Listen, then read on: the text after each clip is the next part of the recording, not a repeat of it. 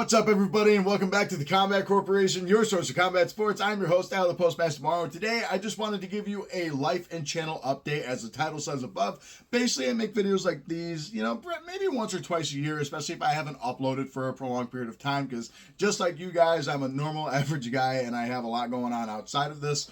But basically, I owe it to you guys, because you guys have got me so far with this channel, 9.68 thousand subscribers, almost to 10,000. Crazy to think about that. And I've had so many messages over the last few weeks, and honestly over the last month and a half, 2 months, as to if I'm okay, why I haven't uploaded as much. And these videos are basically designed to tell you why that is. And so in the description, if you want to see just like the synopsis plus timestamps, there are timestamps where you can go through the video and see what's been going on with my life and why I haven't uploaded. And I know what you're probably thinking, well, why is he explaining this to everybody? Well, basically there are some YouTubers out there that just never explain it. And because of that, people just kind of get, frustrated, and they don't know why their favorite YouTuber isn't uploading anymore. I'm not saying I am your favorite, but that's basically the idea behind it. And then the other thing about it too, guys, is just, for me personally, I guess maybe I'm just a bit socially awkward in that I need everyone to know what's going on with me to a certain extent, because for me it's not like an attention thing, it's more of so you understand. That way I don't have to go explaining it 100,000 times, and that way people kind of understand how I'm feeling and stuff like that. I think that's just my personal type. I definitely think there's something wrong with me up here in that department, but basically I just want to let you guys know what's going on with me. So if you have any questions, you can comment below. I'll try and answer them to the best of my ability, or you can message me on Instagram, TikTok. I don't really answer anything about Instagram, to be honest, but you can reach out any which way you want. But I just wanted to talk about what's going on with my life, especially over the last 2.5 weeks. People have reached out to me a lot, and I love the support, and I appreciate it so much. But this is basically what's going on with me. First off, I want to emphasize that everything is good, actually. In my life, I'm doing really good. I'm physically the best I've ever been still. I'm mentally the best I've ever been still. Almost celebrating 1 year of marriage with my wife now, so I'm really excited about that. And then on top of it, I also just turned 27, so 1 more year down, and hopefully many more to go, God willing. The only issue that's going on with me right now is, as you can see, I got my crutches right here.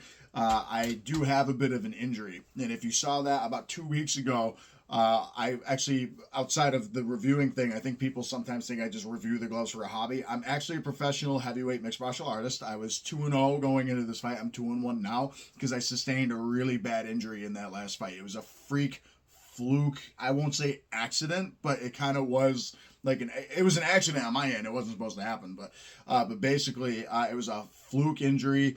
Does not happen much in the sport at all. And the fact that it happened to me is just, of course it did. It was basically the same odds as lightning striking. But it is what it is. Basically, I fought for LFA, which is a really big developmental promotion. I was fighting an opponent, a pretty tough opponent. Just one thing led to the other. I got teeped. I went to go circle, and my knee just exploded out from under me. So I have to get that taken care of. I'm going to be out of action for a while. At this time, I do know what's wrong with it, but I am going to request that I keep that kind of private. That's the one thing that I have said. I'm pretty upfront that my knee is hurt. Everyone can go see that in the fight. Unfortunately, for some people that want to know, I understand we all want to know. You can take as many guesses as you want, but basically, I'm going to keep that private between my doctors, my team, and my family right now. I feel like those are the only people that need to know. Looking at it from a professional standpoint, if you go and look at a lot of the different, professional athletes out there now, they don't really reveal their injury for professional reasons. Even Tom Aspinall, I don't think ever revealed what his actual injury was. And stuff like that they sustained in the Curtis Blades fight, the first one. But that's basically what I do request some privacy in that area of exactly what it is. I can tell you that I'm going to get it fixed. I can say that I'm probably not going to even look into fighting again due to said injury for about 9 to 10 months. So it probably won't be until like fall of 2025 where I'm able to get back into the cage, which really sucks because for me, my career has been halted a couple times already. My first pro fight happened in January 2023. There were things that I just couldn't control that kept us out of the cage for a year. Then I fought in February. We wanted to fight a couple other times before that. We wanted to keep a schedule in 2024. I fought in February. Then we wanted to fight in May August, and then December. And then we wound up missing a fight in May because we couldn't find an opponent. And then we fought in August. Then we were going to fight in October, actually. And then probably take the year off until January, February. But it just didn't turn out that way because of my knee, which sucks. But that's basically what's going on with me. Now, as far as the channel goes, I think a lot of people's question is probably going to be, well, because of your knee, how are you going to upload? Simple answer, because here's where the question would come from, actually, is that there are 5 sections of my videos, if you're not familiar. And basically, number 1 is the intro. Number 2 is the close-up of the glove. Number 3 is the review itself. Number 4 is bag work. And I always make sure that you guys see bag work. And then number 5 is the breakdown and my rating and stuff like that. So I always do the bag work because I want to show you guys the gloves in action. Just for me, some reviewers when I grew up watching it, didn't do that as much. There were videos of them doing bag work separately, but I really liked it in the video so I can see them in action, just because everyone likes to see the product that you're going to buy being used a certain way. And I always try and do that, although it's like a 30-second to a minute long clip. I always try and do that. I know a lot of you guys are probably thinking, well, how am I able to hit bags or spar? Sparring is going to be out for probably 6 to 7 months from what I'm to understand, depending on how I heal. And then on top of that, basically, I'm still able to hit bags. I basically put this gigantic knee brace on and hit bags with. It keeps me upright and it keeps my knee stable, so that does help me a little bit. But I'm not able to twist, turn, or do anything like that, put weight on it, really. I'm able to walk without a brace, but I really do kind of take these crutches everywhere, or at least one. And I got all the neat accessories on it now. I got the cool crutch pillows, the crutch grip. I got a pocket now, and then I got these nice new fancy grips at the bottom. So that's kind of fancy. But yeah, that's basically what's going on with that. I will be able to upload because I took a long time off from making the videos, like full time basically, or like at least getting 2 videos out a week, which I guess wouldn't be full time. But I have like 12 to 15 bag work videos recorded. So I'm able to just sit down in front of the camera and review, because my issue was for a while I was basically using a single pair of gloves or a couple of pairs of gloves because I just wanted to train in them for my fight. But I started using a ton of different gear. That way I would be able to record it all, get all my thoughts on it, and then sit down in front of the camera, record it. That way I have content to produce for you. That's the thing about me doing it like part-time-ish, is that I just don't have the time I wish I did to sit down and get in front of the camera every single day. But I really want to one day. My goal is with the channel still to like expand it and do like interviews, fight breakdowns, technical breakdowns, stuff like that.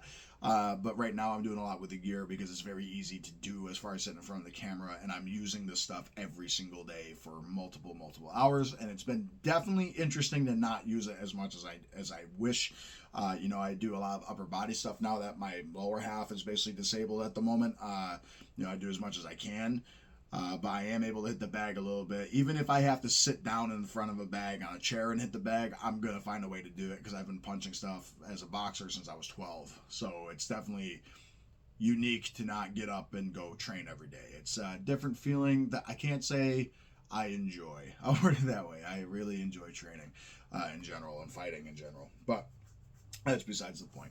So that's basically what's going to be happening with the channel. I'm still going to be uploading. I'm still going to be doing different videos. Like you guys have been asking for an MMA sparring glove tier list for I don't know how long. So maybe I can do a video like that. I can do different videos like, why are, quality versus price and stuff like that. Everything that you guys request, as far as those things go. I know you guys loved the first glove versus glove video that I did. I haven't uploaded one since. It's been like 6 months. So maybe I can start doing that a little bit more because there are tons of comments I get all the time. Well, what about this glove versus that glove? Things along those lines. So maybe I'll start doing more of those. I will find ways to keep content pushing out.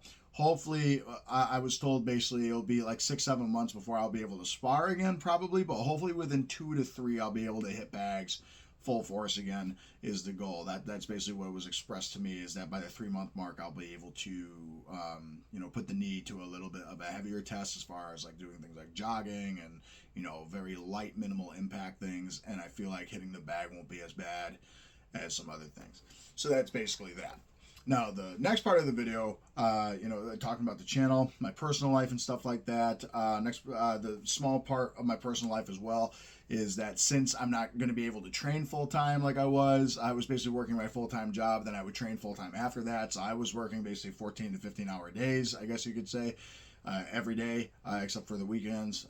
Weekends obviously you got more free time, but I actually found a way to fill that gap, and so I actually accepted an athletic assistant position. So I'll be an assistant coach for Utica University, which is near us, and we just got a brand new women's and men's wrestling team last year, and I will actually be an assistant coach for the women's wrestling team, which is awesome. And because of that, Utica was very awesome as far as me being an athletic assistant. I will actually be able to get my master's through Utica, and I'm going for my MBA. I took an exam yesterday to see where I'd place in that, and all I can say, it's been a while since I've done any type of schooling. It's been about 6 years since I graduated college already, and that test made me feel stupid. Let me tell you, I felt dumb.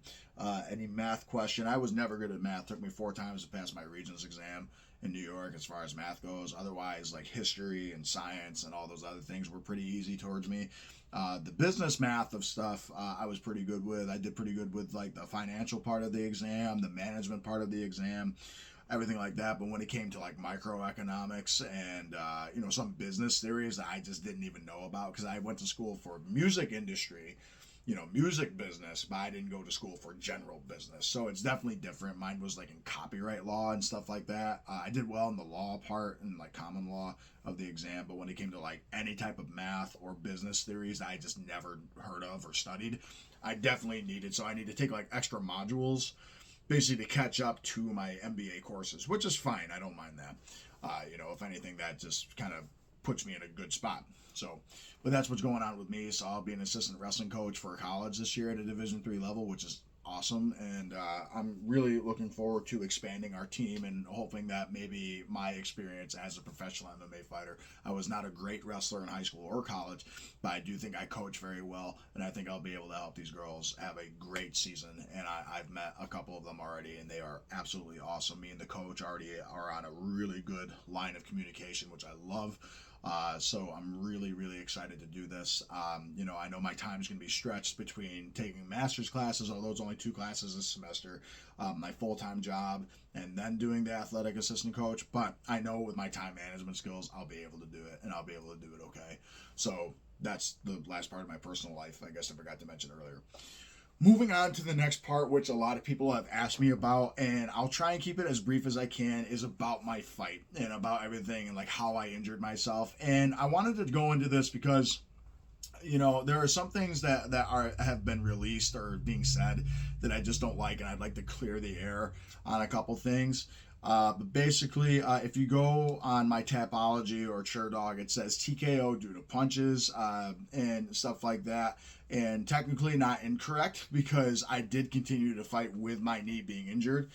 I didn't fall over and grab my knee, which is why they didn't label it TKO due to knee injury. It was TKO due to punches, because I could not defend myself, because I could not stay up on my own 2 feet because my leg kept collapsing out. And I kind of want to talk about that. And I want to talk about my whole experience with LFA and everything like that, because it was a really cool show. But I want to emphasize this by saying, I don't often defend myself on things like these, because I think at the end of the day, maybe no one even really cares except me. In the end of the day, I guess my pride to a certain extent just won't let me let it go. I do have a very hard time with letting some things go, and this is kind of one of them, kind of not, because I haven't focused so much on the fight. I've really focused on my knee. I could care less about the result of the fight right now. I only care about how it's being portrayed, if that makes any sense. I've lost 1,000 times combat sports between wrestling, boxing, kickboxing, jiu-jitsu, MMA. I've lost tons of times. Losses happen. That's fine. And I knew I wasn't going to be undefeated my whole life. Very few people have done that. But that's fine. But I just kind of wanted to talk about, what's going on and why I'm not necessarily happy with a couple things, because I do have a platform and I am able to say that, and I just don't like some of it. Basically, I fought for LFA, which is, for me, the biggest developmental promotion inside of the United States, and they have a lot of people that go to the UFC, like Sean O'Malley, Alex Bejeda, Kamaru Usman, Holly Holm, Henry Cejudo, some of your fan favorites that aren't champions like Derek Lewis, Kevin Holland, Dan Ige have come from LFA, Corey Sandhagen. A lot of people that are in the UFC come from LFA. LFA goes down to Brazil. I think they've gone to Europe once or twice as well, and it's a really, really awesome promotion. It was super professionally run. Definitely the most well-oiled ship I probably competed for. I'd say them and Cage Wars, the amateur promotion I work for, definitely are the best run shows I've ever competed on. CES and Reality were run really well too, but both Cage Wars and LFA actually have teams that you work with. So I got an email immediately upon signing my contract with LFA. With teams that I could communicate with. They had like medical staff team, they had like outreach staff, they had social media staff, all these different people, which I thought was absolutely amazing. And you got to talk to all of them, and they were very upfront and transparent on what they needed from you. They were very blunt on things professionally, which was awesome. So it was a really smooth sailing ship. So we got to fight in New York State for the first time as a pro. It was about 4.5 hour drive from my house. I live in the middle of New York, and we're Salamanca, New York, the Seneca Allegheny Casino where the fights took place. We're basically in the farthest southwestern corner of New York State, right on the Pennsylvania border. About an hour and a half, 2 hours north would have been Buffalo, which is still 3.5 hours from me. Buffalo is about 3.5 hours from me yet. So it was definitely farther away. Funny enough, my pro fights in Connecticut were actually closer. They were only 3 hours away compared to the 4.5 hours to get to Seneca, which is crazy. But basically, I fought a guy named Matt Adams who was coming from Ohio. And I knew he was a good wrestler. He won Ohio State championships as a wrestler in high school. He won Virginia Beach Nationals, which is one of the bigger tournaments as a high school wrestler could compete in, which I never had accolades like that in wrestling. But I knew that he had a really tough fight in his pro debut. I think he was undefeated as an amateur. Did pro boxing on like the tough man scale, I believe. I think he had a couple other pro boxing matches other than that. And then he did one BKFC match too against a guy that fought, I think it was Greg Hardy, I want to say, fought Greg Hardy, Juan Adams, I believe. And Matt lost that. My opponent, Matt, lost that one in BKFC. But he came back to MMA. I thought it was a really well-placed matchup, to test my skills out, to see how much better my grappling had got. This fight was definitely the best in shape I've been. Physically. I was always in great cardio shape, but my body just couldn't keep up with it. My arms, legs, back, everything would just give out too fast. So I really focused on diet and strength training this last fight. And really only in 2.5 months, I saw so much change. And I was so excited. And, basically it ended a lot quicker than I'd like it to. But I'll talk about that in a minute. But basically, the lead up to the fight was pretty easy. We got sent a couple posters. We sent those out and just trained really hard like everyone else does. Sorry, I keep rubbing my eye. I got like the sty in the corner of my eye, and I don't know why. That all just rhymed, by the way. But we get to LFA. I got there like early Wednesday. The fight took place Friday, so they wanted me to be there on Wednesday because I wanted to go Thursday morning, but they said, please come Wednesday because you're contracted to be here Wednesday. I basically said, I can work remote that Wednesday, and I wound up working my whole day then going. But basically, I got there, checked in, checked my weight, everything like that. Then they said, all right, be here tomorrow, 11 o'clock, Thursday, for doctor's check-ins, everything like that, weigh-ins. And so it was cool because I got to meet a lot of good people like Glover Teixeira, Alex Bejeda was there, King Mo Lawal was there. I've met him a few times, and I got to sit down and talk to a lot of people with LFA. They were all really nice. We noticed about a half hour into everything. Granted, the power had actually went out to the casino, which was kind of funny. The power went out. But basically what happened was it turns out our opponent, my opponent showed up late, like a half hour to 45 minutes late. And it's because he actually went to the wrong casino. And I only say things about behind the scenes that it's publicly known. This was announced in the fight. Otherwise, I will not talk about anything that happened. because it's no one's business but mine, my opponent's, his team, and my team in LFA. But basically, he showed up like an hour late, and he did miss weight. And I know everyone's going to say, oh man, there was, how can you miss weight, a heavyweight and stuff like that? Hey, it happens. It's not the UFC yet, so you can't expect the professionalism to be at the tippy top quite yet. I knew there were some things that were behind the scenes that, like I said, I'm not going to share, but I'll word it this way. My opponent, I gave a bit of a break with it, we were still going to fight. He missed weight. I think he weighed like 269 something or 268.7. He tried to cut weight, came in still weighing around the same. He only lost like half a pound to a pound. Said that he ran a couple miles on a treadmill and stuff. I didn't go watch him. I wasn't going to spectate him. I told him, honestly, don't worry about it. Why kill yourself to, in an hour? You're not going to make the weight. 4 pounds in an hour is not going to happen. I'm sorry. But he tried. He started telling me that it's the first time he's ever missed weight in his life. I said, don't worry. And I tried to basically calm him down by saying, hey, dude, we get to fight about it. Don't worry about it. And that was basically that. We did our face-offs, our pictures, everything like that. And then when we get to the fight, basically, this is how the whole fight broke down. I just watched it before recording this too, and the whole fight went just like this. I remember every detail, especially the most painful one of my knee exploding. But basically, we go out, touch gloves. He teeped me immediately. I said, okay, cool. So he doesn't want me to get close to him because he doesn't want me to outbox him. Because I did feel like in the boxing department, I definitely would have had an easy way there, because my boxing is very accomplished. I'll word it that way. And basically, I believe that was when I hit him with like a 3-piece, 1, 2, 3. He ducked his head into an uppercut at the end of that. So it was supposed to be a hook. It turned into an uppercut at the end, and none of them landed hard. It was just to get his attention, and we were in what we would call the feeling out process. After that, he teeped me again. I caught it, and I hit him with a right hand right on the side of the head, like around the ear. I tried to hit the ear. I don't think it hurt him, but I definitely think he thought, okay, like, he's accurate, is basically all I'm thinking. He can hit me. And so then he ties up with me, and I knew he was a good wrestler, so I just said, I got to use my strength here. He tried to put me against the fence. I turned him off. Had like a bit of a collar tie, basically is all it was. I could feel him start to separate. I said, cool, we want to separate anyway. And so I shoved him off. I go in the center, do another couple feints, fakes. I try to throw a fake right hand just to get his reaction. He threw a teep at me, and it hit me right here. And a teep, if you guys don't know, is like a push kick or a Spartan kick, like you're trying to kick down the door. And he kicked me like right here. And the kick itself, like, did not bother me. But what happened is when I kicked, I went to put my weight backwards, and I went to step after the kick to throw another punch, because I said, I'm going to circle off. Next time he teeps, circle off, and hit him with the right hand on the ear, and I think I'll get him. And then my knee just gave out. And all I can tell you, it felt like my kneecap was rubbing against the top of my shin.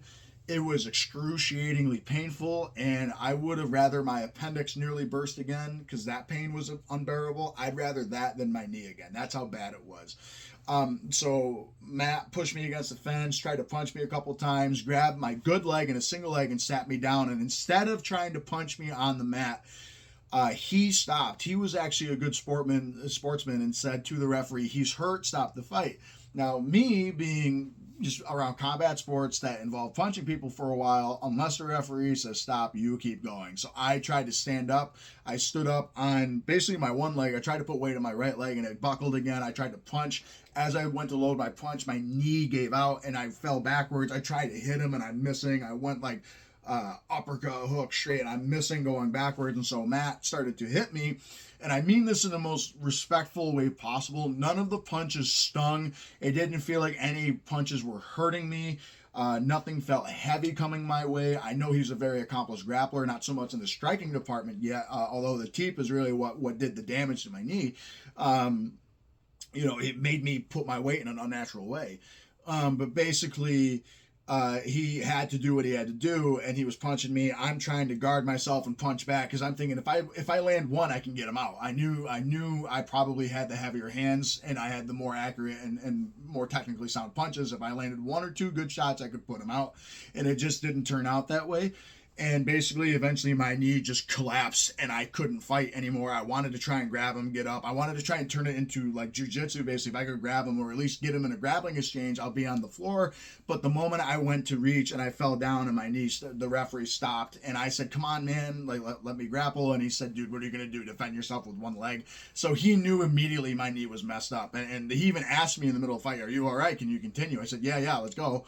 Matt was the sportsman and said, stop, he's hurt. But so that happened. It was 48 seconds of just wow. Basically, I think it was 46 or 48 seconds that all went on for. And so they had to, man, it was bad. I could not move it at all. My kneecap was on the whole other side of my leg. My coach thought that he stomped my knee out and that was it. But he was blocked by the post. And then when you look at the replay, because that's when I'm like, no, nothing hit my leg, nothing hit my face. It was just my knee gave out, because that's the thing is like they're asking me, am I okay? Am I seeing spots, stars, anything like that? I said, no, the punches didn't do anything. My knee, you could have shot me like somewhere else and I still would have felt my knee probably. That's how bad it was. He could have kicked me upside my head and I would have ignored it because my knee hurt that much. That's how bad the pain was.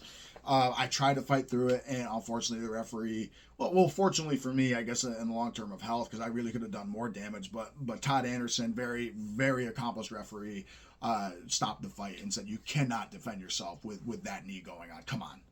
He said, I gave you every chance that I could. I said, I understand. I was screaming because I was in pain. I was very upset because now I know it's a loss on my record, which sucks, and I knew when they said TKO, I'm like, okay, it's TKO to knee injury, because that's what the letter from the commission says, was that the referee stopped it due to the knee problem, but it says on my record TKO to punches.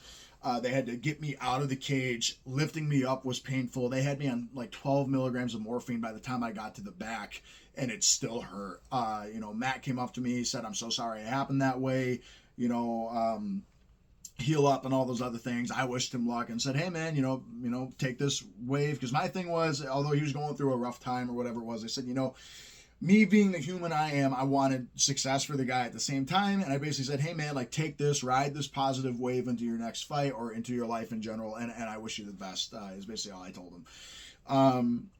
So I went to the hospital. They did scans and stuff like that. That's where I made the video I posted on YouTube and everything like that. But the thing that got me was just the aftermath of the fight. Because like I said, I was not so upset about, like I said a bunch of times, I said I was going to win. But then you can't say woulda, shoulda, coulda, stuff like that. You can't say what if in situations like that. It happened. I don't have a dial like the Infinity Gauntlets to like go back in time and tell myself, listen, like watch out for the teep because it's going to make your knee hyperextend. I could have stepped the wrong way in general and had my knee blow out. And that's basically what my doctor said, is that, he watched the fight, said there's no good reason why your knee exploded like that. So there was probably pre-existing injuries that I had just ignored for years, is basically what was explained to me. But that's here nor there. But basically, after the fight, I had a lot of people send me like the reel of what LFA shared, and it showed me getting hit and falling over, and they're telling me like, oh my God, we can't believe you got knocked out and stuff like that. I said, I didn't get knocked out. And I said, did you guys watch the fight? That's the thing that drove me nuts, is like, even some people didn't like buy the fight to watch it. I said, did you see what happened before? My knee gave out. I didn't get knocked out, is all I'm thinking. And people are like, well, those punches didn't hurt. No, honestly. And here's the thing too. I know people are like, are you a sore loser? No. Had I been punched out, I would have given him every credit in the world, because that has not happened to me yet. And I hope it never does. I've been stopped in boxing. I've been stopped in MMA before. I've tapped out. I've been TKO'd. I've been things like that, and I've been pinned. I've been submitted. Anything you can think of. But I'm the first one to admit and say that happened. In this fight, the reason why there's a loss on my record, it was because my opponent, I give him credit for that. He kicked me in the stomach. It made me readjust my weight and my knee exploded. But I didn't get knocked out or stomped out. It wasn't anything like that. And that's what upsets me. I don't care about the loss. I care about how it's being portrayed, how I lost. Because LFA shared a video, and I understand you got to market yourself. My opponent has shared multiple videos of him, outboxing the boxer and stuff like that. And for me, I'm like, that's kind of cheap, a little bit. That's all I said is, like if it was outboxing the boxer, why are you teeping me so much? Because there was an obvious reason why they're teeping me. Great game plan, and it worked, and I didn't defend it properly, and I should have, and it drew me into the teep, and I got hit, and my knee exploded because of it. It is what it is, but I did not get knocked out, and that's the thing that was bothering me. And then on top of it, like on Tapology, it says TKO to punches. And yeah, I won't read it, but all I say is here's an official stamp from the Seneca Allegheny, the Seneca Nation's Athletic Commission that it is a knee injury. And that's why the fight was halted. But it was ruled, LFA reported it as TKO to punches in 46 seconds. I'm just saying that out there. For my own pride, I guess. I did not get knocked out. Had I been knocked out, I would, again, be the first person to say, listen, if he head kicked me into oblivion, if he took me down and smashed me out, if he TKO'd me against the fence, if he cranked my neck off, I would have said immediately, I lost to the better man because I got stopped. I've never been stopped like that before. But that's not what happened. I say I lost to the better man because he caused me to have my knee explode. He wins. That's fine. I don't care. I'm going to lose 100 times before I'm done fighting, I'm sure. It's not the first time I'm going to lose. I've accepted that. Not very many people walk away without a few losses in this. It's very, very hard to do. And I'm okay with that. The other thing that I wanted to dispute was basically my opponent had reached out to me. I reached out to him after the fight, said, please get home to Ohio safe. And he said a few things that just didn't anger me. It made me I felt bad because it kind of painted me in a bad picture, and I'll word it this way. He said, well, I didn't like that you called me trash the day before the fight because I thought we were cool. I said, what are you talking about? I never call you trash. And he says, well, you posted a video to Instagram. If you watch my Instagram, I did a Macho Man Randy Savage impression, and my caption was, this is why you can't leave me alone in a hotel with nobody for a few days. And I did a Macho Man Randy Savage impression that he did to Tito Santana, ooh yeah, Tito Santana, comparatively speaking. And I lifted up a garbage can and said, you're nothing but garbage, man, stuff like that. And I said that about Matt, but I didn't mean it that way. And this is just, again, how my brain works. I was just trying to lighten the mood. I was not trying to make it any type of personal dig at all. Obviously, Matt's not trash. If you won Virginia Beach, you won Ohio State wrestling. And Ohio, I believe, besides Pennsylvania, is the number 2 or 3 state in wrestling, which is very impressive. And everything like that. No, he's not trash. Why would he be? If you fought for BKFC, you're not terrible. The guys that you fought weren't bad either. So why would I think you're trash? It was more just for me to lighten the mood for myself. Maybe it wasn't the right thing to do, and I accept responsibility for that. But apparently he made posts and stuff like that. I've seen it on the few other posts that people took it to heart. Well, that'll teach him to say trash. I believe I even heard his wife in the cage say taking care of the trash and doing that. Pointing at me and stuff. And I was like, where did that come from? I didn't understand it. I do now, and I do apologize for it, but it was meant to be satirical. And I feel like maybe it just wasn't understood that it was meant to be satirical, because I'm not a person to shake your hand and say, hey man, don't worry, that you missed weight, and don't worry that you showed up late and stuff like that. I would have thought that maybe me and the way I acted behind the scenes would have shown that I didn't mean that in that way. If I meant it in a really bad way, I'd say worse than a Macho Man Randy Savage impression, and I'd be a lot meaner, although I don't really have that meanness to me like that. But I also don't ever talk trash like that to my opponents, because there's no point, because at the end of the day, action speaks louder than words. And here's the thing, his actions caused me to lose with my knee. So there's that. So at the end of the day, are you trash? No, I still don't think he's trash. I never did. No, our team knew that we had a tough task ahead of us, and obviously, it turned out that way. The other thing too that I saw, he said something on an interview that I had a huge supporting background and stuff since we were fighting in my backyard. I did the math of where he lives in Ohio compared to where I live in New York. It's a 4.5 hour drive for me, and for him it was a 5 hour and 20 minute drive. It's basically an hour difference. That's not a lot. And when I tell you that nobody knew who I was, and when I tell you that my fights in Connecticut were closer to me than this fight in New York was, I didn't have a whole outpouring support. People in my hometown didn't know I was fighting until I got home with my crutches, and they're like, what happened to you? And I said, oh, I had a fight a couple days ago. And they said, oh, you still do that? People still don't know I do that. So So that's that. And then on top of it, if you want to talk about like the crowd or whatever cheering for me versus him, I think it was equal cheers personally. I think people were just happy to see two big guys get in a cage and fight. What happened for me, as far as people buying tickets for me, 4 people bought tickets for me. It was my dad, a good friend of my wife and I, a teammate and his dad bought tickets for me using my code. 4 tickets. That's it. No one else bought tickets. No one else came out to see me. I did not have this gigantic outpouring support like it's being portrayed or that, you know. And I know this is his reality though. This is what he has to say to himself to market himself, and I understand that. I've done stuff like that before too, but I did not have a big outreach and support. I just try and get the facts straight on that I was basically there with my team, and then 4 people bought tickets. And for my last 2 pro fights, it was my dad and a friend of my wife that went. 2 people. So it's kind of the same crowd. And then I also heard that, well, I don't have a big social media following. On Facebook and Instagram, I guess not, but on YouTube, I have almost 10,000 subscribers, and that's all because of you guys. So thank you so much. But that kind of threw me for a loop. I said, that's not true. I actually have a pretty big social media following compared to him, but that's a different story. And then, yeah, and then the other one, just like saying, you know, I beat him at his own game and stuff like that. And I said, well, you know, you beat me at kicking for sure. But really punches weren't exchanged until the end, and I couldn't defend myself. He did the right thing in trying to finish the fight. That's how I want the fight to end. People ask, would you have rather gone unconscious? No, I wouldn't have rather gone unconscious because I don't know what that feels like, and that thought scares me, which is why it hasn't really happened yet. But all I'm saying is that that's just not how the fight went. If you want to go watch it, I implore you to buy Fight Pass for a month and go watch the fight. Everything that I described is basically exactly what happened. All the comments and stuff too on my videos say that's what happened. But at the end of the day, you know, my coach said don't even worry about it, because at the end of the day, no one knows who I am still. No one knows who really he is quite yet. They will in time. They'll know who we are. We'll get to a higher spot. I believe that. I think Matt's good enough to get there, and I believe I'm good enough to get there. Do I wish the fight had went longer? Absolutely. I wish I would have went longer. My knee wouldn't have exploded.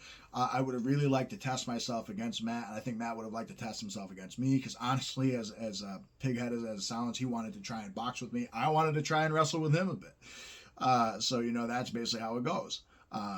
I wish him well in his career. I think he's going to do pretty good. I hear that he already has a fight lined up, which is really cool, so I hope that goes well for him. You know, people ask me, do you want that fight back? As a competitor, I'd fight every opponent that I've ever fought 100 times if I could, because I've always learned something from someone, and it could always go any different way. But for me, he's going to keep fighting, and it might take me a year or 2 to catch up to the amount of fights he might have after my knee recovers and stuff like that, or, you know, whatever it might be. Competitively, absolutely. I'd tie up with anyone 1,000 times if I could, like I said. But does it matter if it doesn't happen to me? No. If I don't fight him ever again, I don't really care. If I do, awesome. But at the end of the day, I just kind of care about coming back, making sure my knee's strong, and just winning again, and just getting a good win streak, and getting, you know, recognition from people, namely the UFC, is my goal at the end of the day. If I can't get there, it's just because I'm not good enough, and that's fine, but I don't think that's the case yet. I definitely don't think my knee exploding shows my level of talent, and I definitely can't wait to fight for LFA again, because it has been expressed that they do want us back after that, which is still awesome. So I'm very excited for that. But that was just my final thoughts when it comes to the fights. It's just be upfront about what happened. You know, that's basically it. You know, if the shoe was on the other foot, I'd say, you know, I would not have been happy with the way that fight went. I would have rather, you know, won because and he did. I'll stop that one. He won because the skill gap was there and that he teeped me and my knee exploded. The teep is what caused it, and I accept that. He won because of that, but I still wish the record showed TKO due to knee injury, just like, again, the commission says. But that's a different story.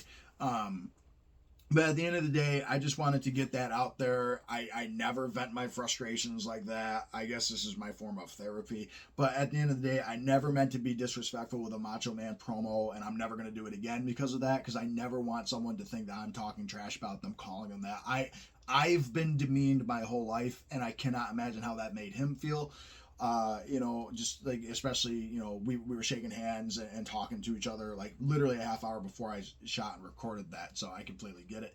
I have nothing but compliments for the guy. When I sat down to my interviews with LFA, the commentary team, I had nothing but great things to say about him, and I still have nothing but great things to say about him. I just wish that the record showed that I was not trying to be, there was no malice intended with that promo. It was all in good fun.